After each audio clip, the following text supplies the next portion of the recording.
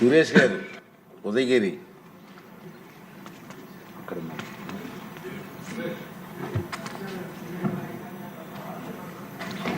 మీరు ఇచ్చారు, నేమ్ ఇచ్చారు సార్. ధన్యవాదాలు అధ్యక్ష. సారీ అధ్యక్ష. అధ్యక్ష, మేము క్వశ్చన్స్ చాలా ఇచ్చున్నాం అధ్యక్ష. మా నియోజకవర్గం నుంచి ఒక్క క్వశ్చన్ కూడా నాకు రాలేదు అధ్యక్ష. ఇంకా 0 అవర్లో ప్రస్తావించాల్సి వస్తూ ఉంది. ఇది R&B రిలేటెడ్ సమస్య అధ్యక్ష. మాకు డిస్ట్రిక్ట్ హెడ్ క్వార్టర్ నుంచి ఉదయగిరికి రావడానికి దాదాపుగా 110 కిలోమీటర్లు అధ్యక్ష. గత 40 ఏళ్ళుగా కూడా సరైన రోడ్డు లేదు అధ్యక్ష. ఒక సింగిల్ రోడ్డు ఉంది. కొన్ని వందల కొద్ది యాక్సిడెంట్స్ అయినాయి. 40 ఏళ్ళుగా దాని గురించి మాట్లాడుకుంటున్నాము.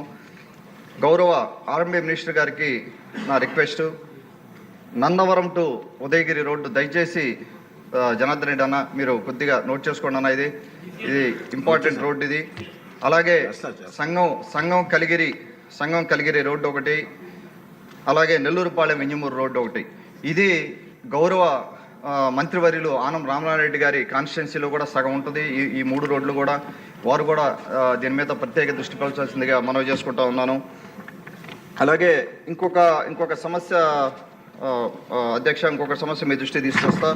ఎన్టీఆర్ భరోసా పథకం కింద అక్టోబర్ నుంచి ఇప్పటి వరకే అలౌ చేస్తూ ఉన్నారు వితంతు పెన్షను. అది గత 2023 సెప్టెంబర్ నుంచి అక్టోబర్ 2024 దాకా అలౌ చేయట్లేదు సిస్టంలో. దయచేసి దాని మీద కూడా దృష్టి పెట్టాల్సిందిగా మినిస్టర్ గారికి కోరుకుంటా ఉన్నాను. ఇంకొక చిన్నది అధ్యక్ష, 0 అవర్ అంటే ఒక క్వశ్చన్ వేస్తే పని జరుగుతుంది అధ్యక్ష. మాకేమో రావడం లేదు. ఇంకొక చిన్న అధ్యక్ష, ఒక నిమిషంలో ఫినిష్ చేస్తాను. ఇది స్పోర్ట్స్ మినిస్టర్ గారికి క్రీడా వికాస్ కేంద్రం అని ఒకటి మాకు సీతారాంపురం మండలం అని అందులో ఒక క్రీడా వికాస్ కేంద్రం స్టార్ట్ చేస్తున్నారు. అది నేషనల్ హైవేలో 2 బిల్డింగ్స్ పోయినందువల్ల ఒక 1.6 crores మాకు బడ్జెట్ వచ్చింది. ఇంకొక 1.8 crores పెడితే అది ఆ క్రీడా వికాస్ కేంద్రం కంప్లీట్ అవుతుంది.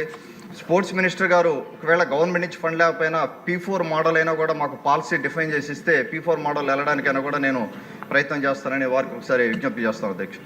Thank you. కె మురళీమోహన్ గారు. నమస్కారం అధ్యక్ష.